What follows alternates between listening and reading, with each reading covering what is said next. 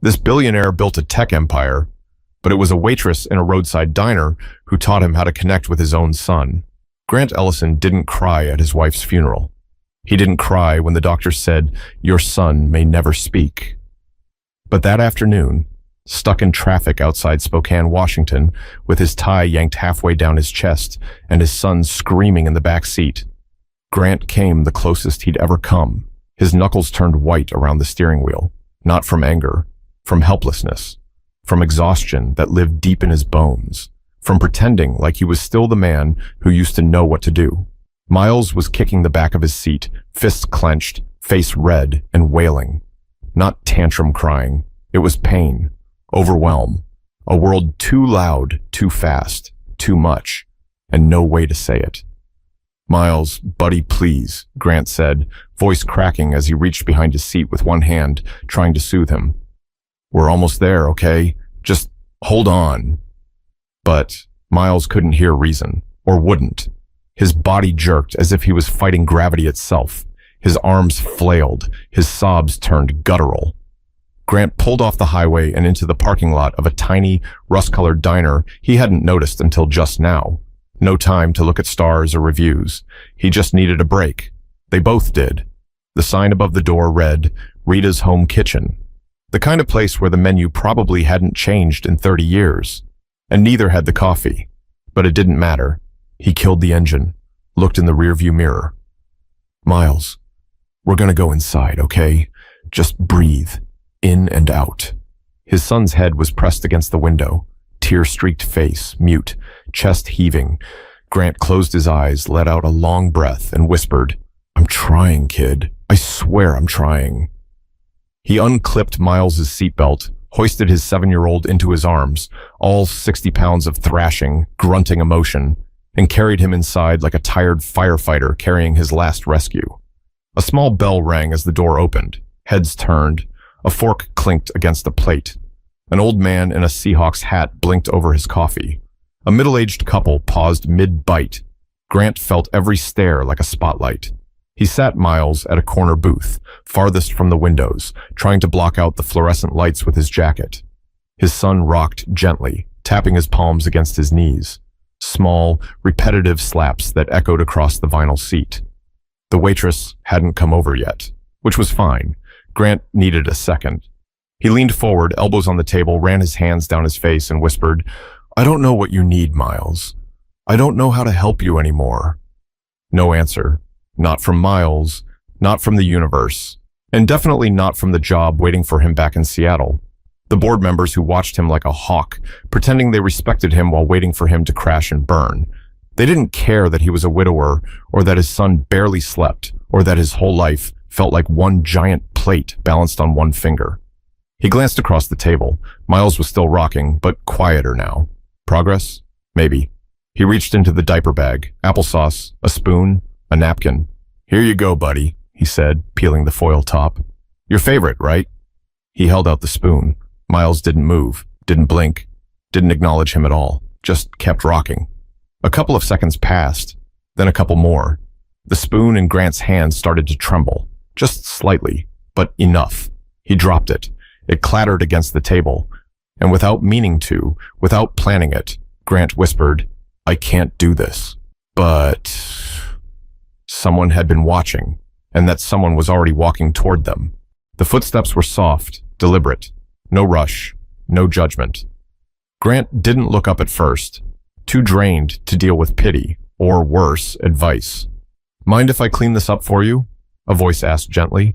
Female, young, maybe mid-20s, calm, like she wasn't fazed by the scene she'd just walked into. He looked up. The waitress had deep brown skin, short natural curls, tucked under a red bandana, and a name tag that read D. Brooks. She was holding a wet rag in one hand and a smile that didn't feel forced. Grant gave a tired nod. "Yeah, sorry about the mess." She leaned over and wiped up the applesauce spill.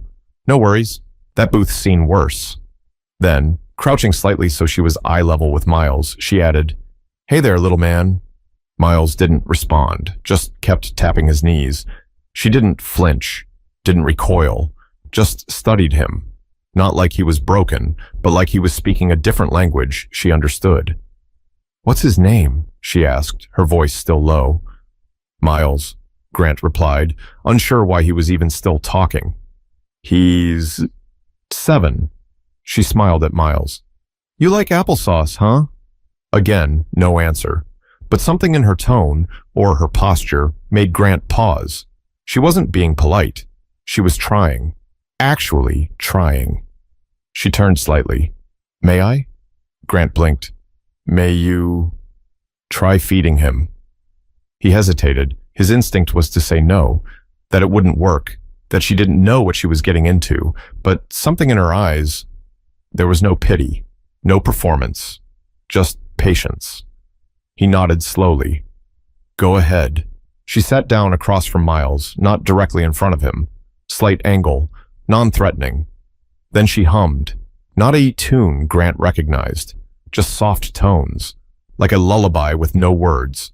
And with her other hand, she picked up the spoon, scooped a bit of applesauce, then waited, and waited. No pressure, no rushing. Grant watched in stunned silence as Miles's eyes slowly lifted, first to the spoon, then to her face, a flicker of contact. He didn't smile, didn't speak, but he opened his mouth. She fed him. Grant stared. "Miles," he said, almost too quietly to hear. "You—" The boy swallowed. No fuss, no fight, just peace. The waitress smiled, like this was normal, like this kind of thing happened every day. "I'm Danielle," she said softly to the boy, brushing a crumb from his chin. "It's nice to meet you." Grant couldn't speak. His chest felt tight. He didn't know if he wanted to hug this woman or break down crying in the middle of a diner. Instead, he cleared his throat. "How did you know how to do that?" She kept her eyes on Miles. "My little brother, he's nonverbal too, 11 years old, grew up learning his cues like my ABCs. Grant exhaled. Long. "Wow." Danielle turned to him now, and there was something real behind her eyes. Not just kindness, but weariness too. The kind that comes from years of being overlooked, of knowing exactly what to do, and no one ever thinking to ask. "He's lucky," Grant said, nodding at her. "Your son?" "No," he said quietly. "Your brother." Danielle blinked, then smiled. Not big, just enough. A pause hung between them. Miles tapped his hand on the table now, quieter, calmer, focused. Danielle handed Grant the spoon. "You want to try?" He took it, slowly, scooped, shaky hand. Miles opened his mouth again, accepted it, just like that. And Grant felt something deep crack open inside him. Relief, guilt, gratitude. All at once, he whispered, "I haven't seen him eat in public in over a year." Danielle nodded, like she understood without needing more details. "Most people don't get it," Grant added. "They think it's just bad parenting." "I know," she said. "You ever work with autistic kids professionally?" "Nope, just my brother. And a couple neighbors' kids. Why?" Grant didn't answer right away, but an idea had just planted itself, one he couldn't ignore, no matter how crazy it sounded. They sat like that for a few minutes. No rush, no small talk. Grant fed Miles one slow spoonful at a time. Danielle watched without hovering, her hands resting on her apron, her expression unreadable, calm but not detached. It wasn't until Miles stopped and leaned his head against the booth that she quietly stood up. "I'll give you 2 a minute," she said. "I'll bring some water. No charge." Grant nodded, still trying to process what just happened. "Thanks." As she walked away, he looked at his son again, still awake but resting, not agitated, not in distress, just tired. For the first time in weeks, Grant wasn't panicking about what came next. He wasn't worried about meltdowns, about judgmental stares, about trying to explain his son's silence to strangers who didn't care. And somehow, it was because of her. When Danielle came back with the water, Grant gestured to the empty seat. "Do you have a second?" She hesitated, glanced toward the kitchen. "Technically, I'm on break in 5. "Sit now. I'll pay for your time." She raised an eyebrow. "You really think I need a bribe to sit down and talk to you?" Grant actually smiled, a rare thing these days. "No, but I've learned that nothing in life is free." She set the glass down, slid into the seat across from him. Sometimes people just help because it's the right thing to do. He didn't argue. Instead, he asked, "What's your brother's name?" "Malik." "How's he doing?" "Better now. He's got a routine. School helps. He doesn't talk, but he laughs when I sing Return of the Mac. He's a 90s baby trapped in a kid's body." Grant chuckled. "I know the feeling." They paused again. He could feel it. That strange shift where a conversation stops being about small things and starts digging deeper. Not on purpose.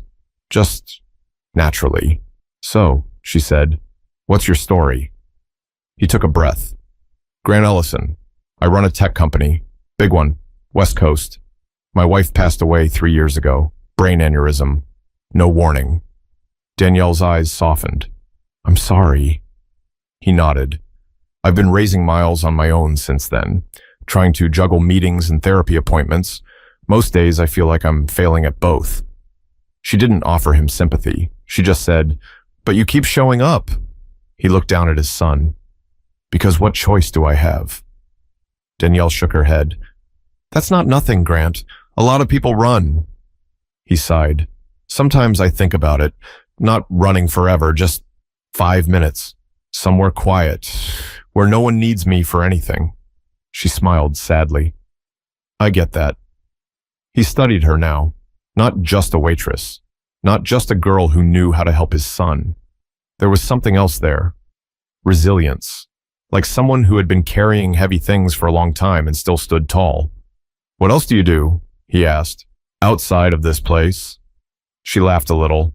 "You mean after I scrub ketchup off menus and deal with grumpy truckers?"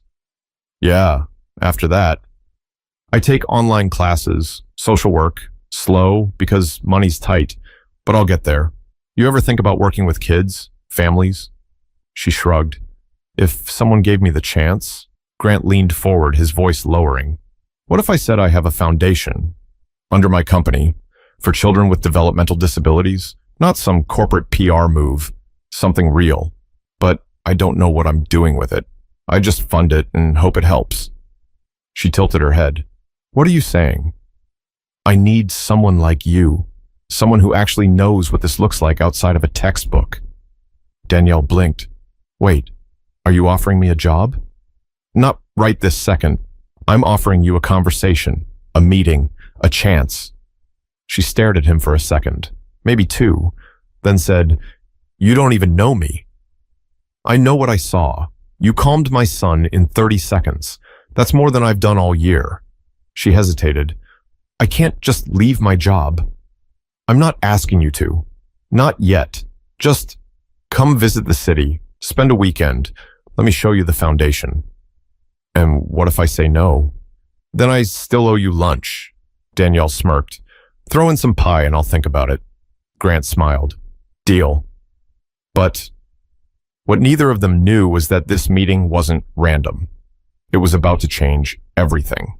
Danielle didn't give him an answer right away. They finished lunch. Well, Miles finished 2 more spoonfuls before drifting into a deep, almost dreamlike nap in the booth. His body leaned against his father's side, small breaths fogging the window beside him. Grant hadn't moved in 10 minutes. He was afraid if he shifted, the moment would vanish.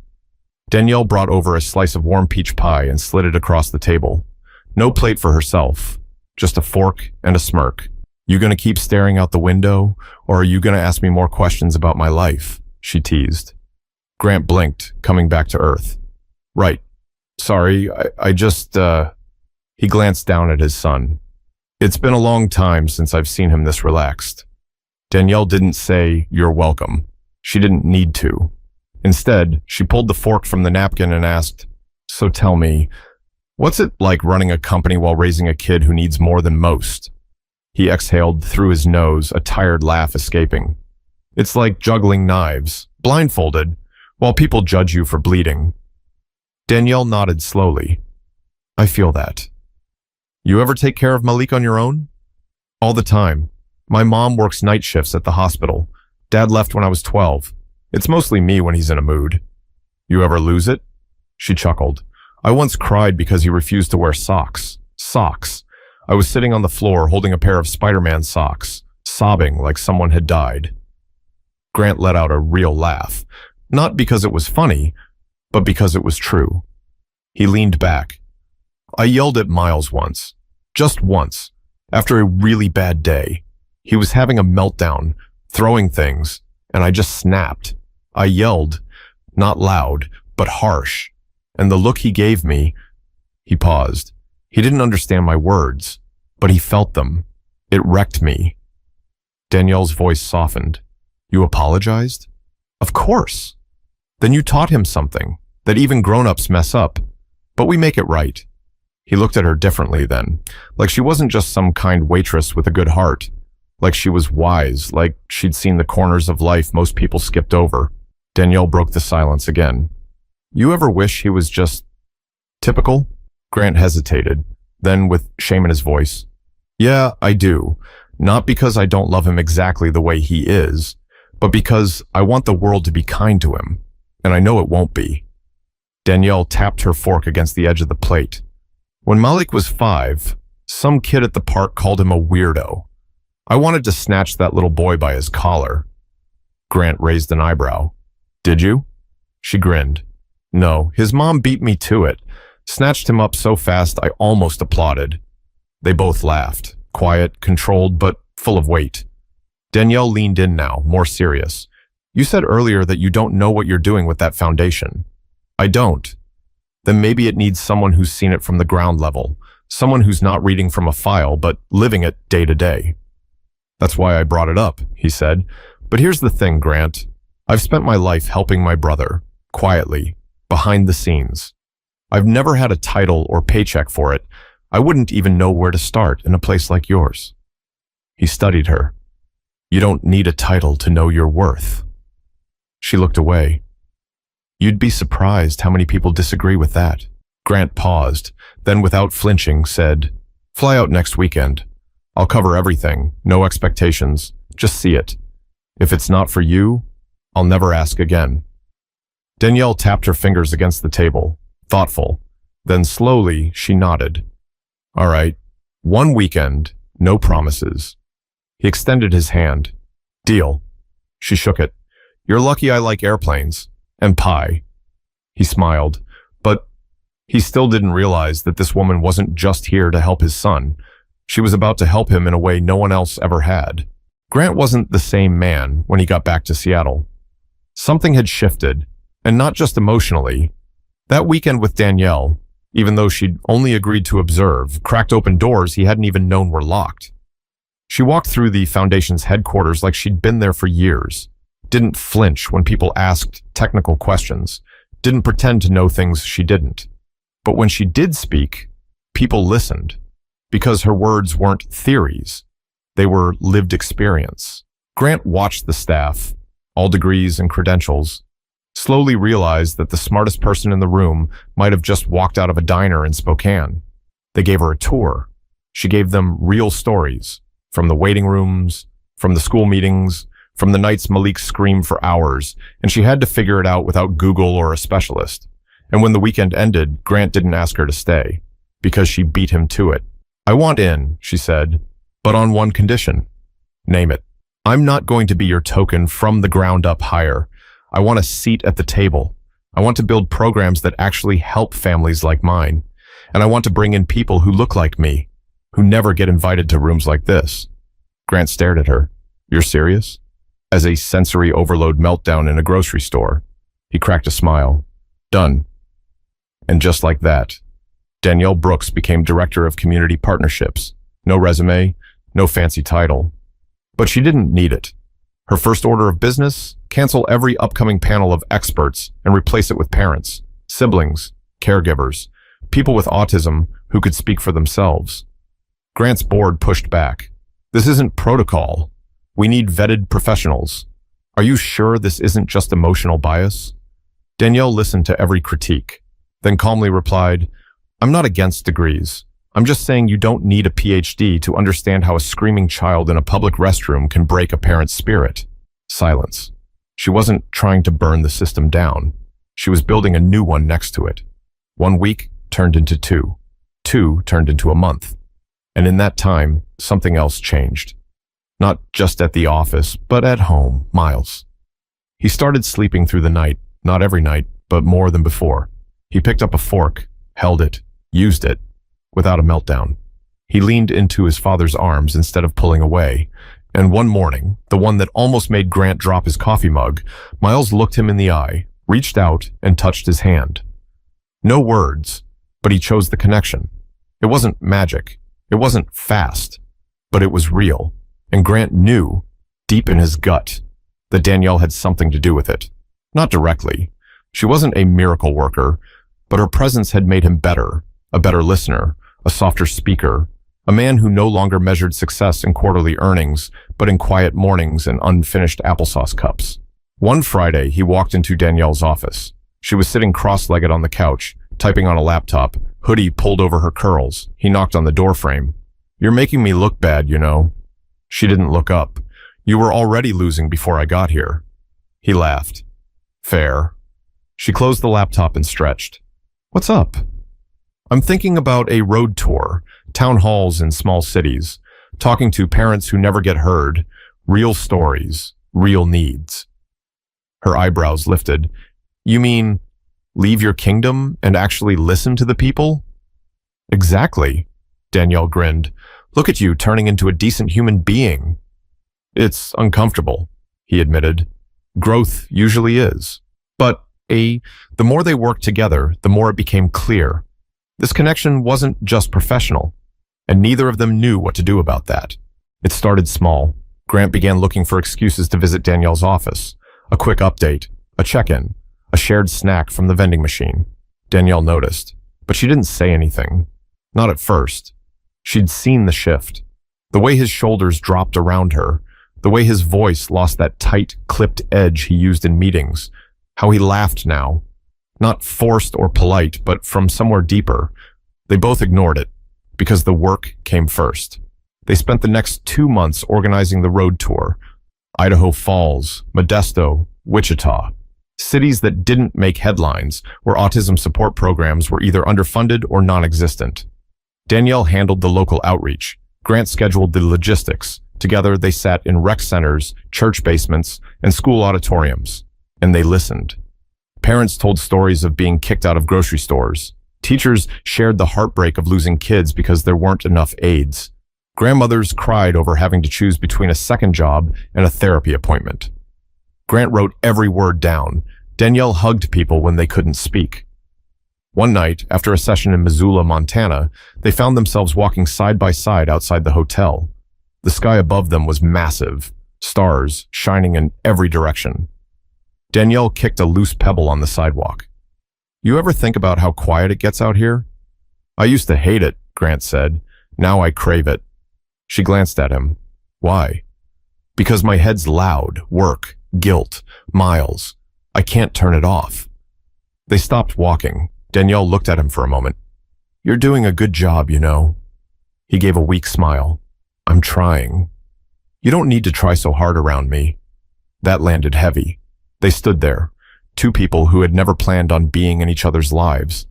Two people pulled together by a child, a moment, a spoonful of applesauce. "Danielle," he said, his voice low.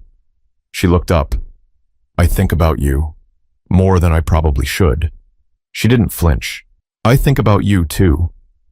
A beat passed, but neither moved, because it was complicated. Grant was a father, a CEO, a man still learning how to be present. Danielle was focused, grounded, protective of her independence. She didn't want to be someone's project or someone's escape. So instead of doing anything stupid, they walked back to the hotel in silence. No regrets, just timing.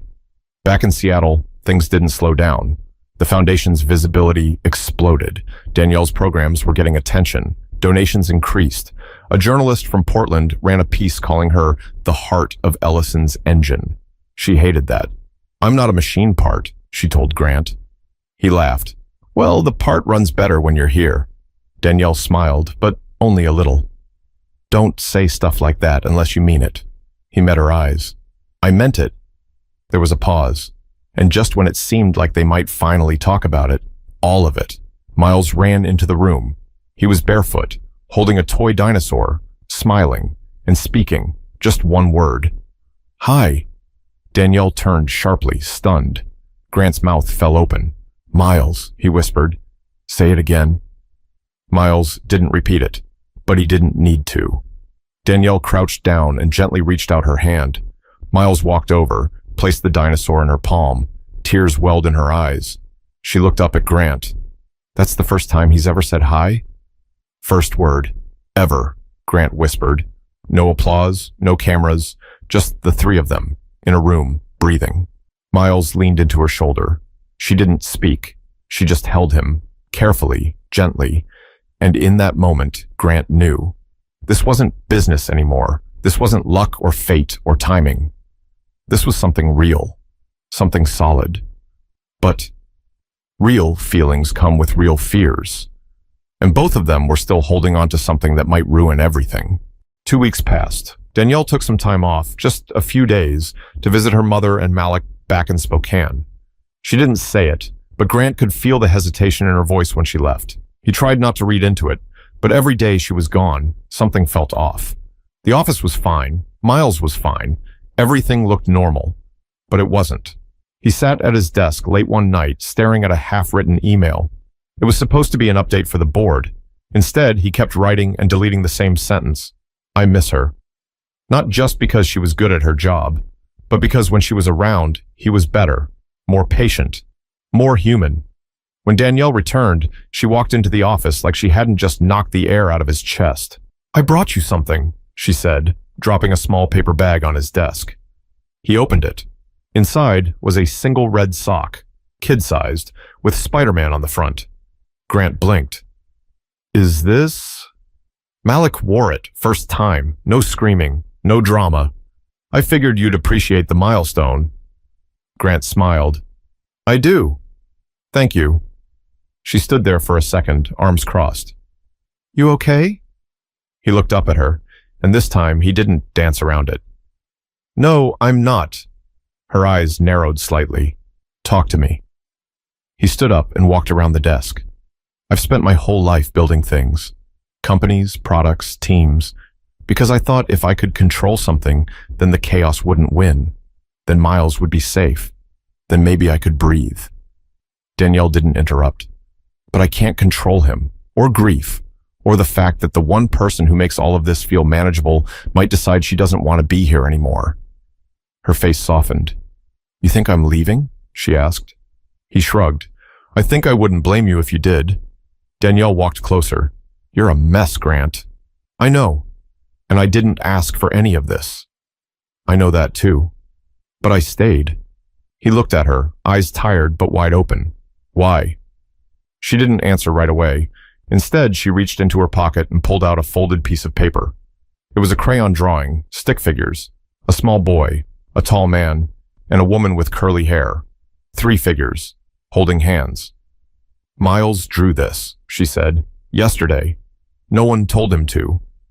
Grant stared at it. He couldn't breathe for a second. "He sees you," Danielle said. "He sees us." That's when it broke. All the walls, the guilt, the pretending. Tears welled in his eyes, and this time, he let them fall. Danielle stepped forward and placed her hand over his heart. "You don't have to do it alone anymore." They didn't kiss. They didn't need to, because the real love, the kind that sticks, grows slowly, like trust, like healing.